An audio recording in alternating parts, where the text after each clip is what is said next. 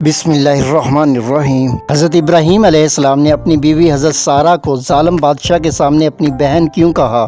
جب ابراہیم علیہ السلام اپنی بیوی حضرت سارہ کے ساتھ نمرود کے ملک سے ہجرت کرتے ہوئے ایک ظالم بادشاہ کے ملک میں پہنچے تو کسی نے ظالم بادشاہ کو بتایا کہ اس اجنبی کے ساتھ ایک نہایت خوبصورت عورت بھی ہے۔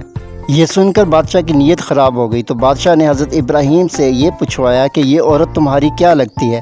حضرت ابراہیم علیہ السلام نے فرمایا یہ عورت میری بہن ہے، اور دل میں کہا دینی لحاظ سے۔ ظالم بادشاہ نے حضرت سارہ کو طلب کیا۔ حضرت سارہ باوضو ہو کر اس ظالم بادشاہ کے پاس پہنچی۔